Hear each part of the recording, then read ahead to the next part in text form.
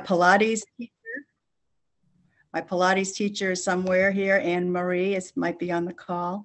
I can only see one screen at a time. Let's see, I don't know what time it is. It's about 7:02. We could. Oh, it's only 7:02. That's not bad.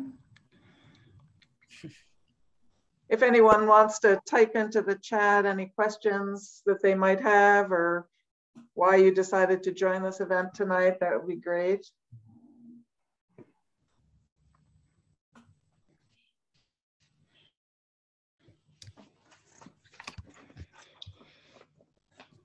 Reverend Lisa, I'm glad you made it.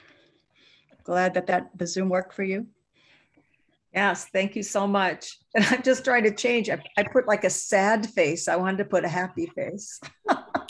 Oh, there's my Pilates teacher. Hi, Anne Marie. Great neighborhood Pilates going on here. Thank you. Hi, I'm my wife, Ethel. Minister Ethel Costa. Who was that? Hi, I'm Minister Ethel Costa. Oh, welcome, welcome. Thank you. Okay, and we'll get started soon. I'll put the slides up. So if you're not speaking, it's helpful to mute yourself if you're not one of the presenters. Let me get the slides up.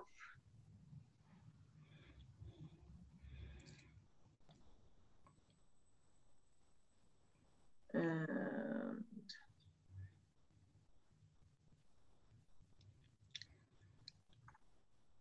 guess we can start on the next slide. Sure, okay.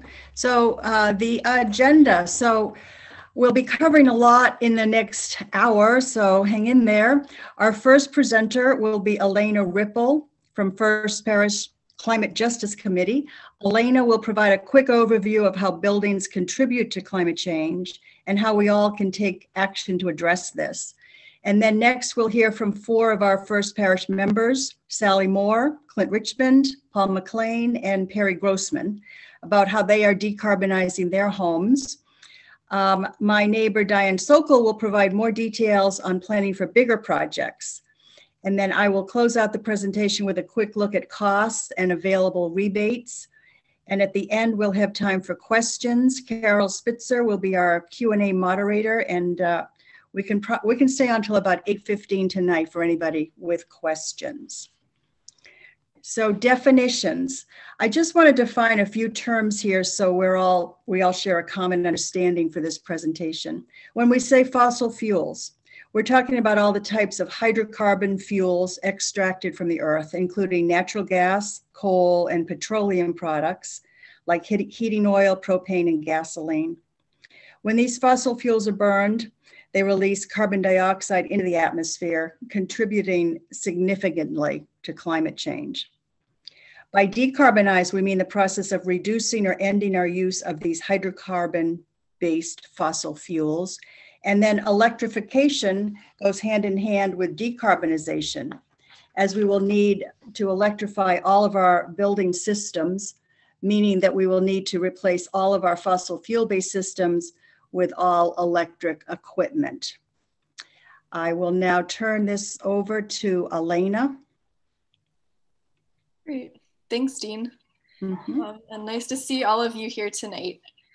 So I'll be presenting a quick overview of how buildings contribute to climate change and some solutions that we can all be part of. So the greenhouse gases that cause climate change come from many sources, as I'm sure you know. This pie chart you're seeing shows all of Massachusetts' greenhouse gas emissions.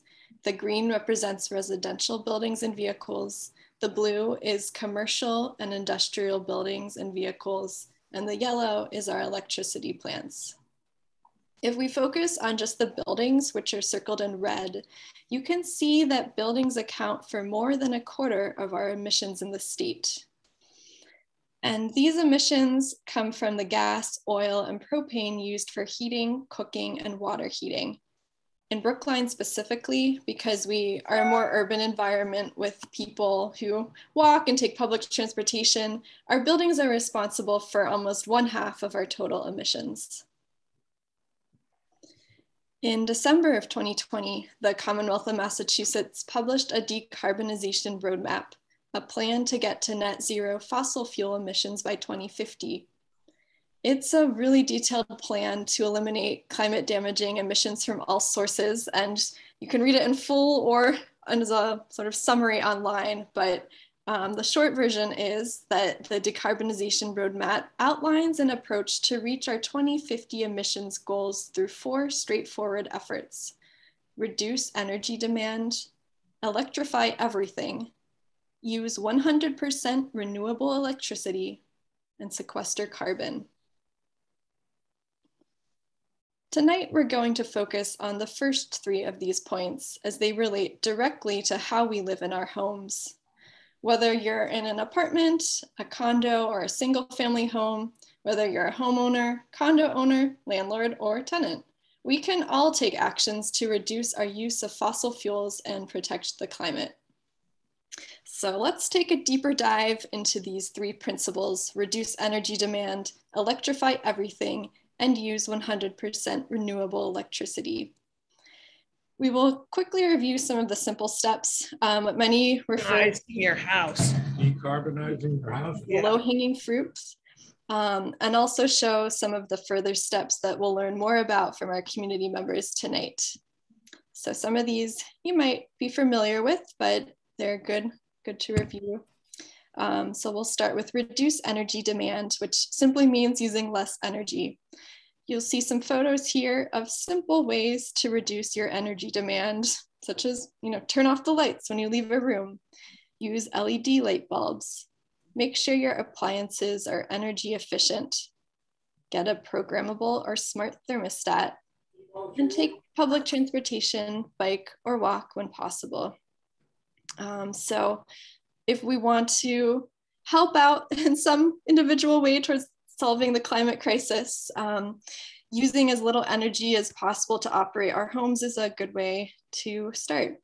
And Mass Save provides free resources for almost all of this during their free home energy audits, which you just need to sign up for online. So these energy audits are available for renters, condo owners, homeowners, and landlords. So definitely a great resource. The less energy you use in your home, also the less pay each month on your utility bills. So sort of a perk for many ways. And we'll put the link for Mass Save in the chat and also send follow-up links in an email. If you didn't RSVP to this event, you won't get that email unless you send us an email to our email address, which we'll also put in the chat. So there are definitely resources available for this, reducing your energy demands. But one other really important aspect, an important step, is to thoroughly seal homes from the outside. That can really reduce our energy demands. So you'll need to insulate the exterior of your entire house from head to toe and seal up leaky gaps at your windows and doors. Think of it like this: your house is an essential part of your heating system. So the more attention you pay to insulation and air sealing, the less energy you will need to heat and cool your house. And because of the incentives with Mass Save, the cost of this is actually heavily discounted and sometimes totally free. And we'll show you some of this work in our neighbors' homes later on tonight. That's cold. Oh. So the next principle was just right on. Let's get everybody to mute. Shelley Morgenstern, please mute. Sorry. Thanks, Dean. So the next step is to use 100% renewable electricity. So let's look at this. To reduce our climate emissions, we need to have our electric grid totally powered by clean, non-emitting energy sources like wind, solar, and hydro. If you live in Brookline, Boston, or Newton, The simple action you can take is to sign up for 100% green electricity through the official programs of your city or town. And we'll also put those links in the chat. Each one of us can help reduce climate damaging emissions by increasing the renewable energy in our electricity supply. Depending on how much electricity you use each month, it may be around $5 to $12 additional dollars on your bill. But remember, the efforts that you take to reduce your energy demand will help to lower your monthly utility bills. So the less you're using, the less you will spend. Some further steps, sort of the next level to use 100% renewable electricity would be to install solar panels on your roof so that you can generate your own green electricity. And here are 3 beautiful examples from Walnut Street down the hill from First Parish in the Pill Hill Local Historic District. And we'll show you some more examples in a few minutes when we highlight the homes in our community. If you are thinking about solar panels, a good source of information is from your friends here in the community, but Energy Sage is another good place to start. It's a marketplace associated with the US Department of Energy that provides the opportunity to easily get competing bids. There are also good incentives through the utilities, the state, and the IRS for installing solar panels. And there are also options to lease solar panels instead of purchasing them outright. Another option is signing up for a type of program called Community Shared Solar, which is a little too much to go into tonight, but we can send you some follow-up information about that as well. So the next principle is electrify everything, which means that wherever we are using fossil fuels in our home, appliances and equipment, we will need to transition to all electric equipment. This means the stoves that we cook with, our cars, our heating systems, and also our water heaters and clothes dryers. In order to reach the Commonwealth's climate goals, all of these will need to be fueled by electricity. Taking the steps to electrify our appliances and heating systems can be bigger, more complicated, and more expensive changes that do require some planning ahead, so you're not stuck making a last-minute decision when your appliance suddenly reaches the end of its life. And there are mass save rebates for these as well. Tonight, I'm going to highlight one opportunity for electrification, and that would be our kitchen stoves. I happen to have a gas stove in my now, I'm sure many of you do, but we know that burning gas harms our climate. But also, did you know that gas stoves can create air pollution inside our homes that is leading to increased rates of asthma and other respiratory diseases? So this is recent research from Stanford University that was also new to me that showed that even when our stoves are off, they are still leaking methane and pollutants inside our homes. So what's the alternative? One good alternative is an electric induction stove, which are the modern replacement for gas stoves. So these aren't like your grandmother's electric stove, and they are also not the same as typical glass top electric radiant stoves. Induction cooking actually uses magnetic technology to heat the pan without heating up the whole cooking surface. So if you see the cat in that photo, it's actually the surface of the stovetop stays cool. So it's perfectly safe for cats and humans. Induction cooking, I've heard from people with induction stoves that it's great. It's fast, responsive, safe, and energy efficient, of course. And if you're not quite ready to install a new electric induction stove to replace your gas stove, the good news is that there are other simple options. Mothers Out Front has actually made it easy for you to try out electric induction cooking on a small scale. And you can actually borrow a portable induction cooking kit from the Coolidge Corner Library in Brookline as part of its Library of Things. And there are similar kits to borrow in libraries in Newton, Wellesley, and other communities. So Mothers Out Front set up 4 kits that you can reserve in person at Coolidge Corner Library or through the library website. And each kit contains a portable induction plate, a frying pan, a covered pot, and some instructions. And I've heard that many people said that after trying out the library kit, they ended up buying an inexpensive portable induction unit, and that's all they need for cooking. They don't really use their gas stove much anymore. And I believe those links will be dropped into the chat. Another big part of your home that will need electrifying is your heating system. Tonight, we're going to show 3 examples of local homes that have done this transition. But first, we wanted to give a quick explanation of all electric heat pumps.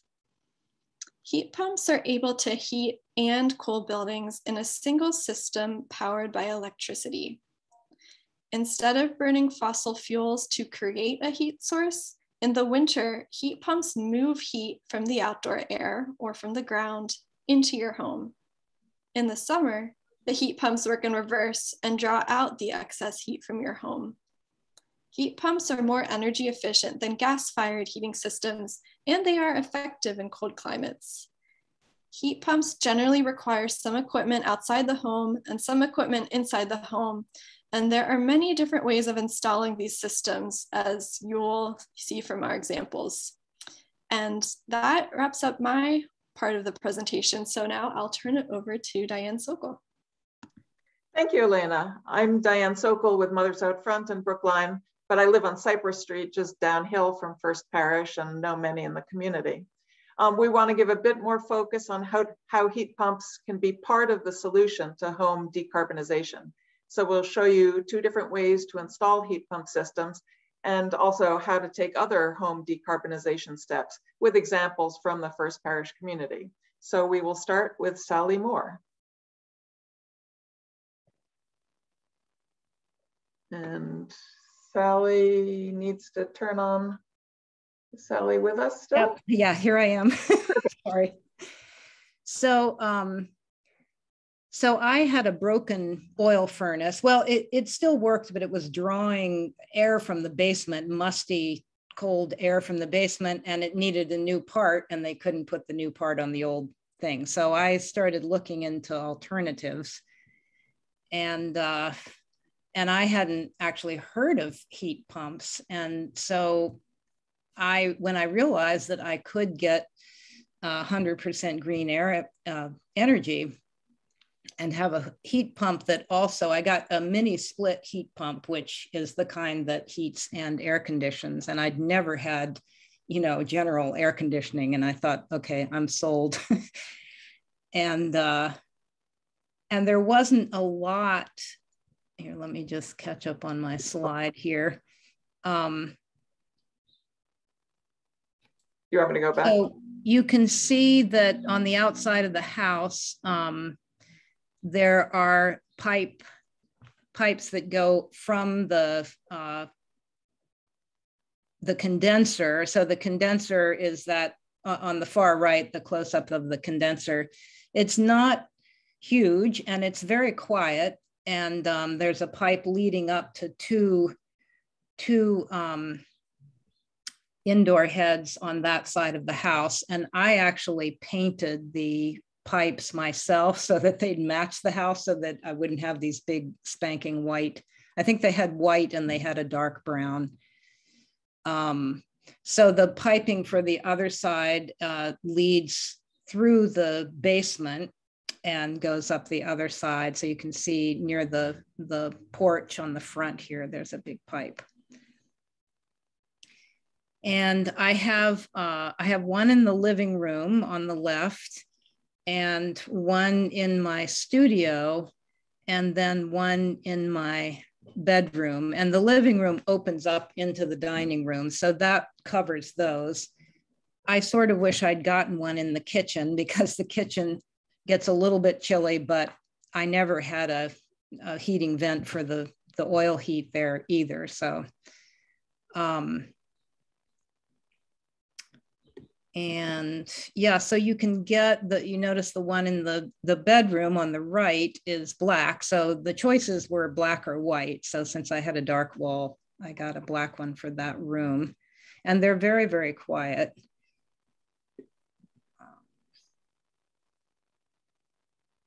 And so I also got new windows. Well, before I got the replacement windows, they're the double pane windows.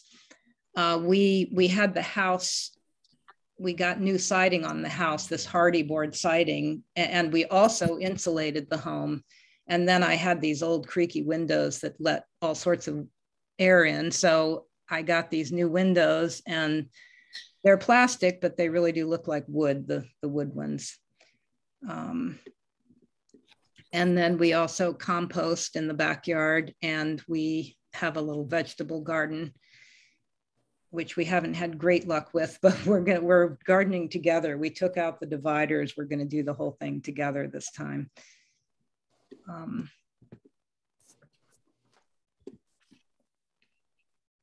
And we're also, so I did sign up with the Boston Community Choice Green electricity, which is actually slightly cheaper than the regular Eversource electricity right now. And we're looking into solar panels because we don't have any trees over the roof, but it's very tricky with a triple decker with 3 condos because they've wanted it all in one name. So we may possibly join, a solar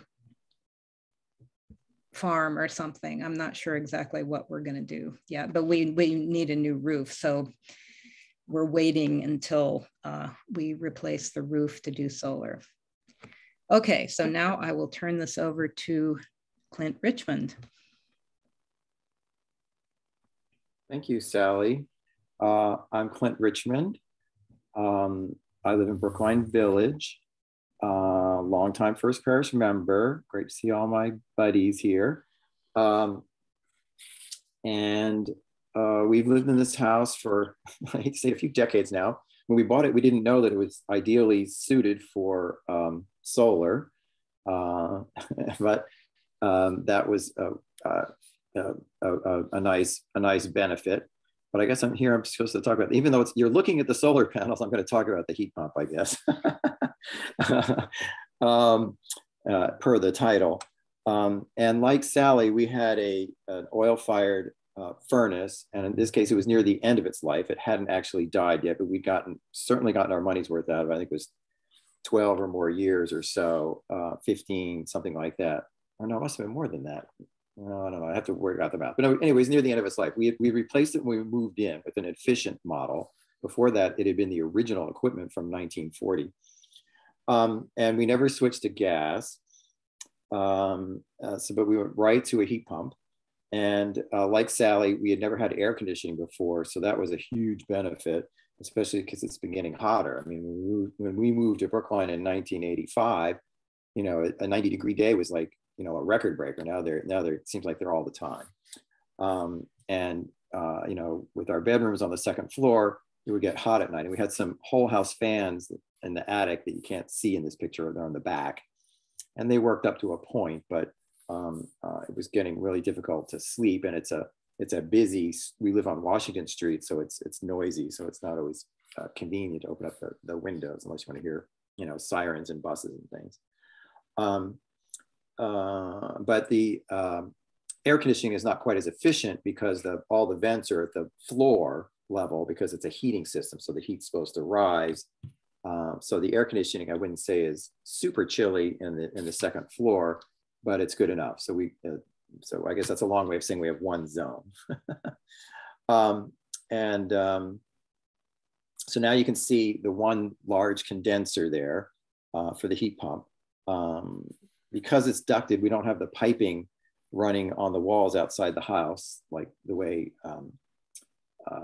Sally's did. But you can see, if you look very closely to the left of the heat pump, there's some black piping running underneath a brick, and that's the refrigerant line. There's a shot of the floor vents. Those are, again, original equipment. There's the air handler in the basement. Let's see.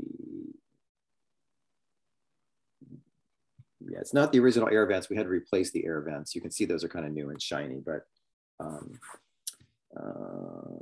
that's for another reason. We had to remove the asbestos from it from before. Let's see. Next slide. Additional features here. We've added some insulated replacement windows in the kitchen.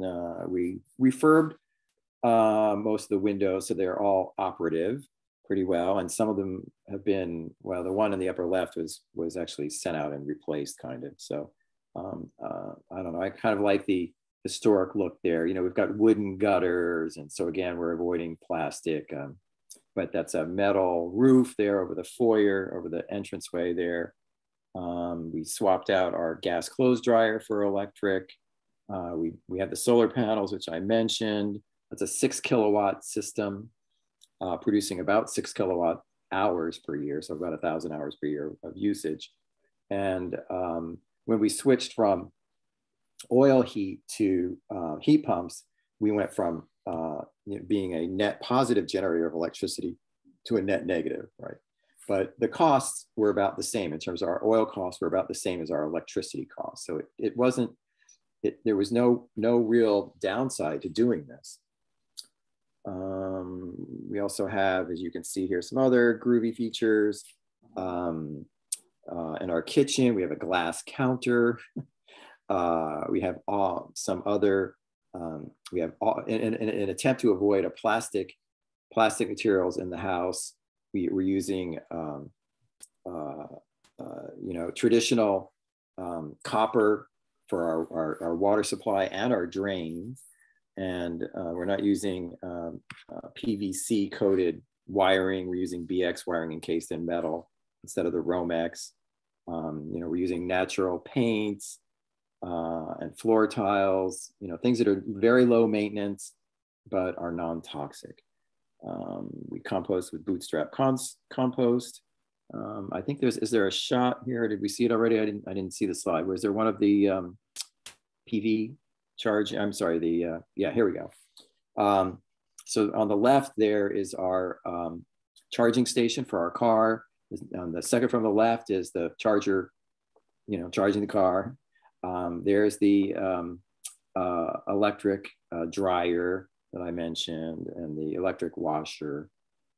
Obviously those are electric, but and then you can see also that's a copper roof on the garage to avoid asphalt, which is obviously a petrochemical based product and one you want to avoid if possible. It is more expensive up front, but it's kind of a lifetime system. It will never, it will last a lot longer than, the, I don't know, 10 or so years you might get out of roofing tiles. And, it works well with the sun. And with that, I'm going to switch it over to Paul. Thank you. Happy to answer questions too at the end, if there's any that are directed at me in the chat or whatever. Well, thank you, Clint. So one of the ways I contribute to First Parish is by managing the congregation's content on Twitter. And that's how I'm mostly aware of Mothers Out Front through Twitter. And I like the advocacy work they do, which aligns in many ways with the social justice values of First Parish. So back in January, I tuned into a webinar, much like this one, on decarbonizing homes to see what others in the neighborhood were up to. Since then, of course, everybody knows Russia has invaded Ukraine, and yet countries are still struggling to get off of the fossil fuels that are funding that war. So this heightened, for my wife and Jody and I, this heightened our the urgency of doing something to stop our own reliance on fossil fuels. Really kind of turned a switch for us. So we own 2 properties in our neighborhood, our own residence, that's me standing in front of that, and a 2-family rental across the street and down the street. And we're looking into decarbonizing both.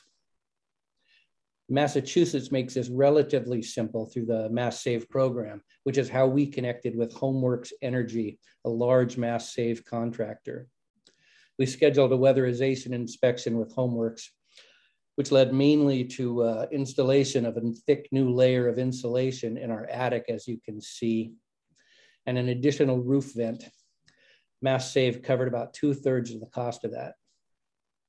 That weatherization work was required before we could move forward with a goal of eventually going fully electric in our home. In June, Homeworks will install heat pumps in the form of ductless mini splits, 7 indoor heads fed by 2 outside units, one located near where the existing AC condenser is. That's going to be more expensive than we'd anticipated, even with the Mass Save incentives paying nearly $11,000. And that's in part because the existing ducts in our home couldn't accommodate the standard heat pump system, which is why all the mini splits. But we do anticipate more consistent heating and cooling than we currently have. Another good thing for our own peace of mind in this transition, our very old gas furnace will remain in place for a year or two, available if the new system isn't up to the challenge of extreme cold weather. My mother's out front friends reassure me that there are homes in Brookline with heat pumps that are working just fine in the winter without any fossil fuel backup system. Diane asked me to say that. Once we complete the heat pump project, we will look into replacing our gas stove, which Jody's admiring, with an electric induction stove. We have to kind of wait till the electrical work's done related to the heat pumps before we can run electrical to the kitchen and 220 service to do that. We're also looking into the feasibility of adding solar panels to our roof. It's likely we could get 60 or 70% of the electricity we use from our roof. As I said, we also own a 2-family home in our neighborhood with 2 rental apartments. There's already some attic insulation, and new windows have sealed up the apartments better than they were before. All that previous work has avoided the winter ice dams that the previous owner had to deal with.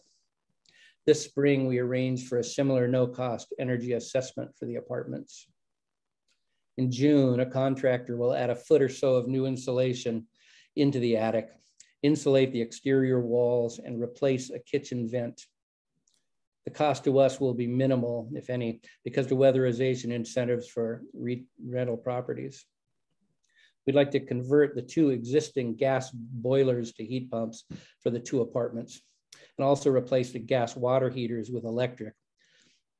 We're not certain how feasible that is at this point, but we're looking into the incentives a little more. It's a little more complicated for rental units of fewer than 5 units. But Massachusetts hopes to retrofit 1 million homes to be all electric by 2030. So incentives are bound to continue and even improve. And with that, I will turn it over to Perry Grossman, who I also know mainly from Twitter. Hi there, thanks, Paul. So I'm going to talk about air sealing, which is one component of weatherization, which Paul talked about. So air sealing and insulation make up weatherization. And air sealing is really the sealing of air, the blocking of air from coming in or exiting a building. At the same time, though, you do want to ensure enough ventilation in the building. So what it's doing is conserving conditioned air, and it stops the movement of air that leads to energy loss. And this leads to improved comfort, cutting the cold drafts in the winter, and lost air conditioning in the summer. And there are energy and financial savings. It saves money on the utility bill and cuts one's carbon footprint. So these are some air sealing trouble spots. Really, they're all over the house, and air sealing, it's not a glamorous endeavor. You really have to look everywhere. You have to look at the exterior of the building. You have to look at the doors, the windows. You have to look at that chimney or a flue. You have to look at mechanicals, anything where air can leak out. So you really want to find those gaps. And in the middle there, you see an old dusty bathroom fan of ours that has some insulation in it, but you also see gaps around it. So those kind of gaps are things that you would really want to fill. And here's an example from Diane's house. Don't be like Diane. So she's got snow blowing in her front door. Luckily, that's not conditioned space, but it is an airlock there, and so that door needs better sealing, including the mail slot there. Also, the frost looks cool, but you really don't want that either. That's a combination of air leakage as well as humidity. Okay, so now here's some air sealing options that you can find at your local independent, preferably home building store. You have a door seal, you have these range of sealants. Many of them are rubber or foam gaskets, and they will have adhesive backing on them. You could also, if you're not going to invest in new windows, you could do interior sealing of the windows with plastic wrap. On the left here is my porch door with a double draft stop. So there's this brown barrier on the inside, and there's also a barrier on the outside. Now this is just a cheap fix that we can insert under there. It doesn't work great. It falls off every time I open the door, but for a porch door, we don't use it much in the winter. It's fine. And on the right is a draft stop. It doesn't fit the window exactly, but it works fine. And on the left here was a pretty impressive door at a hotel I stayed at. It was 10 degrees out, and you can see the thick rubber gasket there, as well as there's a storm door, but it was really pretty effective. And on the right is an old window of ours in our condo, and this is the adhesive backing. So this is sealant with, a gasket. Also, we have some LED recessed lights, and the new lights often have rubber gaskets on them there. So that will help keep the air going from the kitchen up into that unconditioned space above the ceiling. And this is some basic poorly done caulking that I did to seal a gap. And then on the right is some metal flashing to also help seal. So you can do the kind of do-it-yourself thing that I just showed you, having done it in our condo, or you can go through Mass Save, as Elena mentioned, and get their evaluation and installation of more, careful and professional endeavors. And these are some of the things they'll do: a blower door test or zonal diagnostics. So with that, I'll turn it back to Diane. Great, thank you, Perry and Sally and Clint and Paul. So I'm going to be talking a little bit about, sorry, I just had to let someone in there. I'll be talking about planning for larger scale decarbonization projects. I'm an architect, so planning ahead is just part of my nature, part of what I do. So maybe you or your landlord are interested in taking further actions towards decarbonization, and it can be helpful to think through the steps ahead of time so you're prepared when an appliance breaks down or when you're all ready to start a new project. Again, you can frame your thinking along those three principles that Elena outlined: reduce energy demand, electrify everything, and use 100% renewable electricity. So here's our two-family house on Cypress Street. There's an apartment on the first floor, and we live on the second and third floors. So I'll start with our work to improve the insulation and air sealing in our house. And this enabled us to reduce the energy demand for our heat pump system.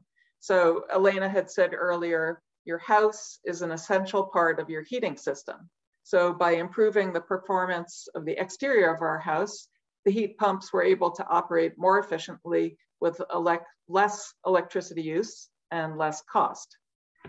So if we peel off the front of the house, you see the section drawing. Through the Mass Save program, we had contractors install blown-in cellulose insulation from the exterior walls of the house. And because we live in a two-family home, we received 100% incentives from the Mass Save program, so zero cost to us. In the section drawing, you can see some areas in red that the Mass Save contractor could address, just the exterior walls on the first two floors. Not the whole house, but that was a big piece. So then we took on a bigger construction project last year. We had a very wet basement, so we took care of the drainage problems, and we added spray foam insulation on the basement foundation walls. And then we insulated this critical joint between the foundation walls and the first floor wood framing. So you can see more red in this diagram. for the insulation.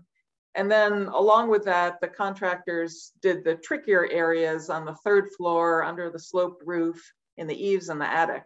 And the goal here was to connect all of these different areas of the house to wrap it with insulation. So connecting all of the red lines on this diagram. So this has really helped our house stay warmer in the winter and also much cooler in the summer. So planning ahead for electrification of our house, we took a further step and installed solar panels on our roof. And, you know, like Clint said, when we bought our house 30 years ago, we had no idea that it was perfectly sited for solar. But we've had solar panels for 2.5 years. And if you look at our electricity bill on the right, we actually like seeing all those zeros on the top part of our electricity bill. That means we're generating more electricity every month than we're using. And it's partially because we went through all of those efforts to reduce our energy demand. So we're building up a credit on our bill for when we complete the full transition off of fossil fuels and have an all electric home. So the more challenging step, especially in an older home, is to get rid of the existing gas piping and to electrify everything. And this is where some planning can really help. So we looked at all the equipment and appliances in our home fueled by gas, oil, propane, or gasoline. So with 2 dwelling units, we have 2 gas stoves, 2 gas clothes dryers, 2 gas-fired boilers for the heating system, 1 big gas hot water heater, and we have 1 car that runs on gasoline.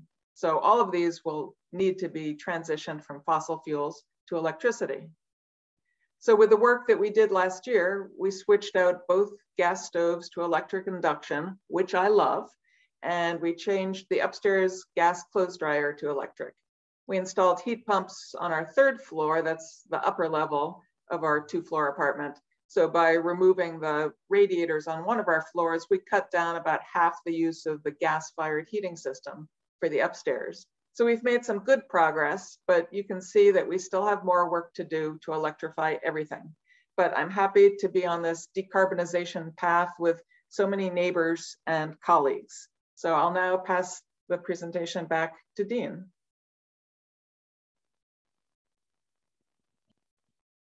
Oh, did we lose Dean? Sorry about that. I was muted. I forgot I was muted. Sorry. So Diane, thank you so much. And neighbors and all, you can see how lucky I am. Diane lives right around the corner. She is my expert architect friend, and she's helping me, hand holding as I decarbonize my home as well. So costs and rebates. You may be wondering how much it will cost to decarbonize your home. There's one easy, but not terribly helpful answer to that question. It depends. Every home is different and every heat pump installation is different, but we'll try to provide some information. So the Mass Clean Energy Center states it will cost approximately $5,000 for a single head system and up to $25,000 or more for a large whole house system. And the only way to know how much a heat pump will cost is to talk to various contractors. And that part should be free. Thankfully, there are rebates and incentives through the Mass Save program. A lot of the Mass Save weatherization work is 100% free or highly discounted. And Mass Save also offers interest-free loans. Currently, the Mass Save program offers up to $15,000 for a ground source heating system and up to $10,000 for air source heat pump systems. So if you have a small home, condo, or apartment, that incentive can cover a good part of the cost for you or for your landlord. So definitely worth starting with Mass Save. There are also federal and state tax credits for some types of energy efficiency work. So for everyone on this Zoom who RSVP'd for this event, we'll be sending a follow-up email with links to various resources and ideas. Here are some of the local and national groups that have some helpful information about home decarbonization. And remember, your neighbors and members of your congregation can be a good source of advice about contractors and can share what they have learned in the process of decarbonizing their home. So thank you, everyone. And if you can stay for questions, and we hope you can, but if you need to leave, then feel free to leave. Carol will now facilitate the Q&A portion of this presentation. So I'll turn it over to Carol. I think we just had one specific question. There have been some comments, and we put some links in the chat. But someone named Sloan, who I don't happen to know, asked. Somebody keeps changing. I keep losing her here. Oh, is it prohibitively expensive to install heat pumps if we can't use the window units and we don't have ducts? We have steam with radiators. So maybe somebody who has installed them wants to comment about that? Or maybe I'll first ask a question. Sloan, do you have a house that has wood on the outside, or it's brick, or what'd you say? Sloan, did you hear that question, Sloan? She might not have heard the question. I can answer for you. So we have an old wood frame house with wood, wood, not shingles, but the long pieces. Yeah, clapboard. Yeah. Right, and it's pretty well insulated, but there's a big tree over us, so we can't do solar. But our windows go basically up to the ceiling, so I don't see how we could fit the window units in. So I'm curious as to how, and we don't have any ductwork, so would it be wildly expensive to get the ductwork? Well, I think that what you saw in Sally's example in the triple decker with the pipes running on the outside, and that's probably what Paul is going to be doing at his house too. But they were running up to window units, weren't they? No, well, they were running up to units on the wall. Yeah, they install the units on the wall, so they're not above the window. Oh, I see. They're on the wall, and then the wiring comes in from the outside. I see. The side of the house. So yeah, there shouldn't be any problem with that. Most of the ones we're having installed are high up on the wall, up to near the ceiling line. But one that's going in my wife's office is actually going to be more floor level, or just a little bit above the floor. So that's a possibility too. And is the ductwork, that would be really expensive? No, Sloan and your husband, don't worry. It's not really, really, really expensive. You will need mini splits because you don't, have the ductwork like Clint's house. But Sally didn't have the ductwork either. I don't have it. Diane doesn't have it. I mean, most of us in these old houses, we don't have that. But the mini splits with the Mass Save $10,000, rebate, I didn't get $10,000. Reasonable, huh? I didn't get a $10,000 rebate. No, that's just 2022. 2022. It just started. Oh, I got a $2,000 rebate. Yeah. I did it about. Remember is just that the assessment is free, so they'll come and assess it. They'll look at it and tell if you need ductwork. They'll tell you, but then they'll give you a price, and you're not locked into anything. Thank you. And I have a 7-year interest-free loan, so you can have a while to pay it off without interest. So for 7 years. That's a help. So we didn't really have any other specific questions. We had, people commenting back and forth. If you want to look through the chat yourself, and we have posted signing up for green electricity.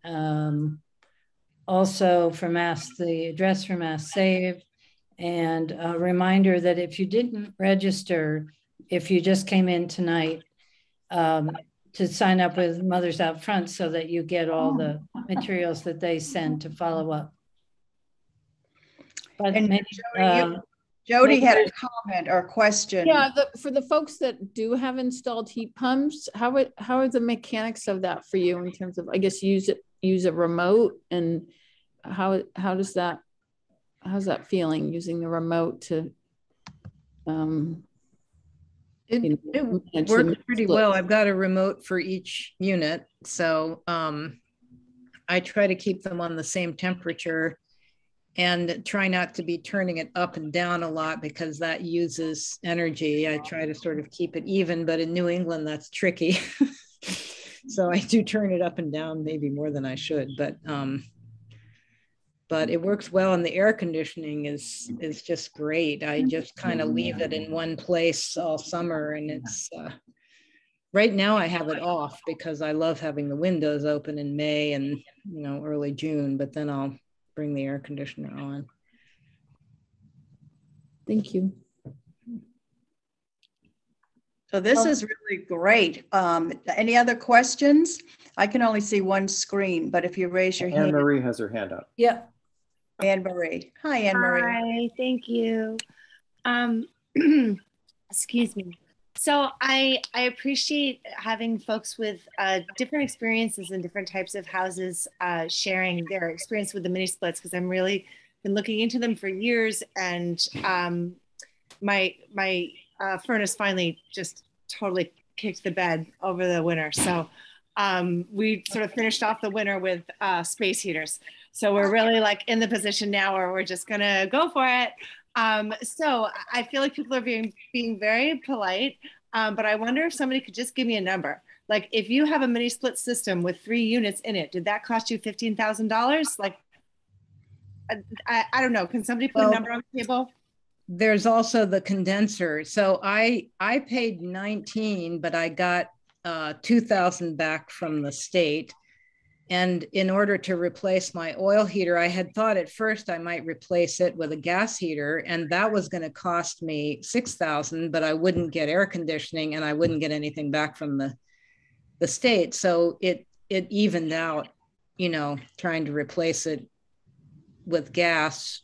And oil would be about the same thing. You would pay, 15. Well, this was 6 years ago, but I would have had to pay 16,000, and I wouldn't have gained air conditioning, or it wouldn't have been that much different. So. And Sally, do you know offhand the square footage of your place? Because it's pretty big. Yeah, it's 1,300, I think. Yeah. So, it depends, Anne-Marie, if you're on 1 floor or 2 different levels. Oh, you're muted. Sorry.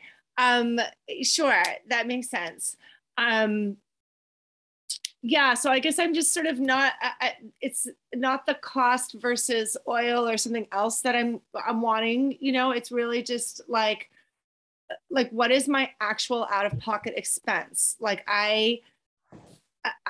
and I don't know if that's possible. I know it's different for every system, but I would just love an example of it cost me this much. I think Sally said it cost her $17,000.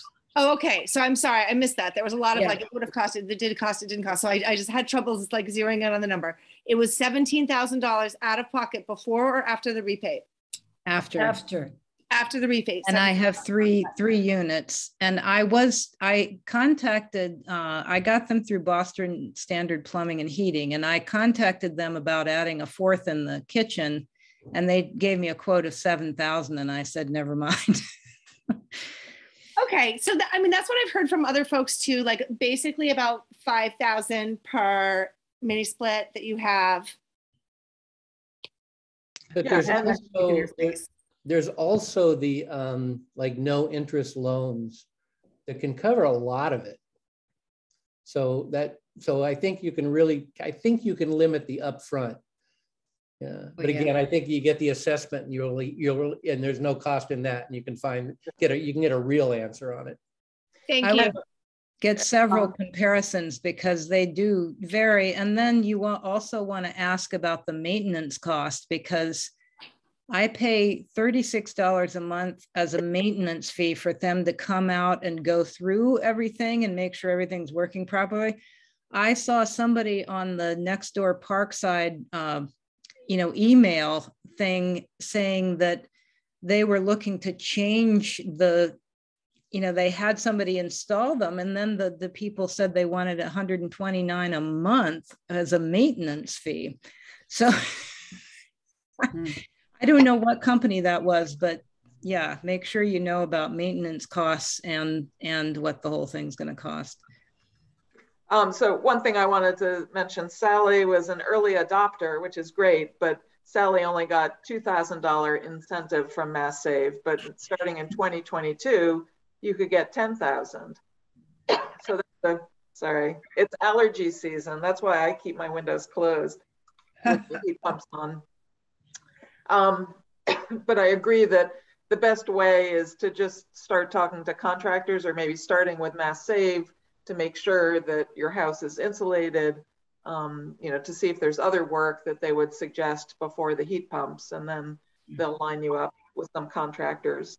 But when I send the follow-up email, there'll be an email address, info@, or I can email you directly. I can provide some more info, because that's what we're doing. We're just trying to help everybody here, neighbors helping other neighbors. And don't forget about induction stoves. A lot of us on this call have made the big switch from gas to induction stove tops, and we love them. How much does an induction stove cost? Mine cost $3,000, but I think they've gone down. That was what, 2 years ago. So you don't have to get one that expensive. I think What the do you do? decent one is like in the 2,000 plus, and then they go up over 5,000 or 6,000 too, depending what you were looking at. How does the oven work in an induction stove? Mine is a convection oven. So the whole thing is electric, right? Induction stove top and then convection oven. I love the convection oven. I never had that either. It cooks everything perfectly, right? No matter what shelf kind of thing you're using, it's perfect. I love it. And on the following up on what Sally said about maintenance, no, our contractor didn't say anything about a maintenance contract. They just left me instructions. My system's a little different. It's not the mini splits, it's ducted on one floor, but twice a year in the spring and in the fall, I have to change filter and vacuum things out. But there's really not a lot of maintenance other than that. Mm. So I'm probably getting gypped, but yeah, I never heard of a monthly maintenance charge. Yeah. Amazing. I think with the mini splits, you just take a vacuum brush and vacuum out all the dust. And I don't even think they have a filter, or it's a removable filter that you just clean. So they're pretty simple systems. Once they're working. I do like the idea of having somebody coming out annually though, and anticipating problems rather than having the system, die in middle of January. And it supposedly will heat your home down to -7 degrees is what I was told. And I've never had I still have my old oil heater down, my furnace downstairs too, but I've never used it. And we had wind chills, below zero just this past winter. And I never had it shut off or anything. So Sally, what temperature would they keep would the mini splits keep your apartment? What's the range of warm when it gets really cold out?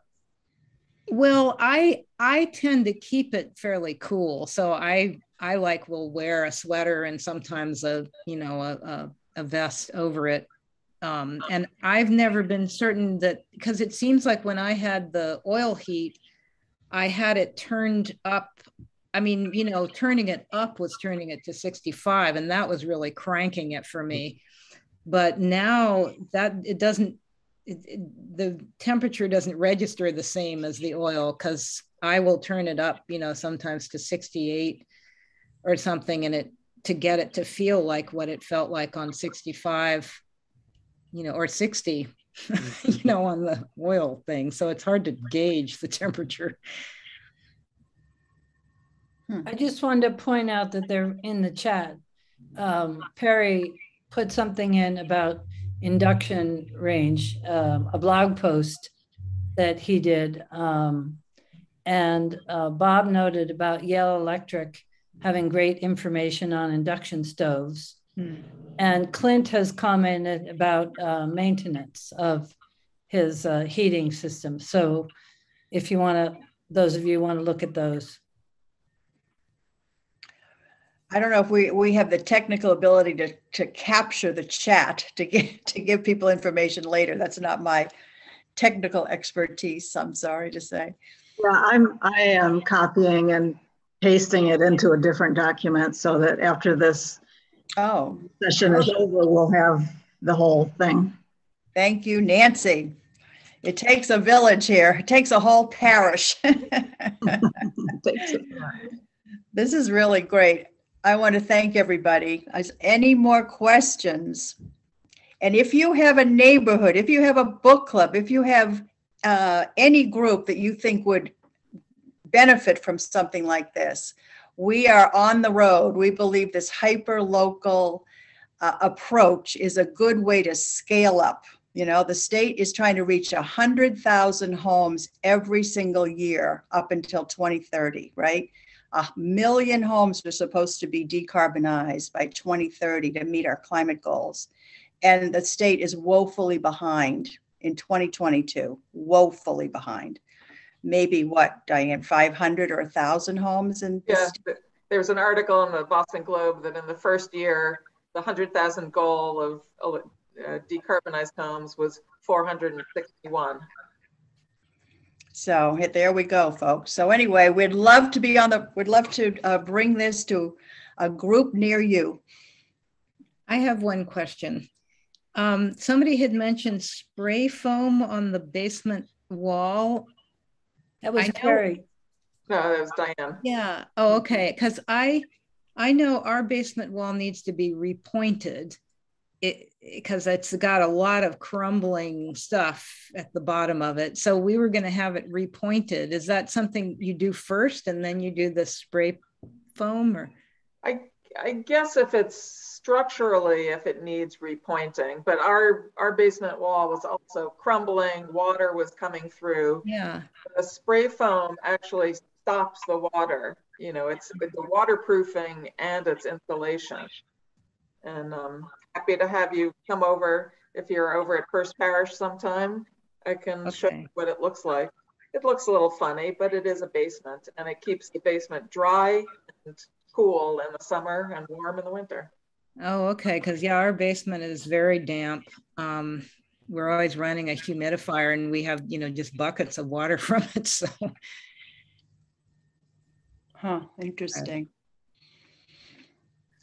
Well, we have a lot of people to thank for this, really. Elena, thank you so much. Perry, Nancy, Carol, Paul, Diane, Clint, I think has left, and Sally. So it was quite an effort, but I really appreciate everybody. Thank you, Ann. Well, Dean, let me tell you what Bob wrote in the chat. He said, thank you, Diane and Dean and Mothers Out Front for producing this great neighborhood meetup. Thank you so much, Bob. And all right. So watch your email in the next week or so. We'll send a PDF that has more links and some more information. Take care, everybody. Thank you. Thank you. Thank you, everyone. Good night.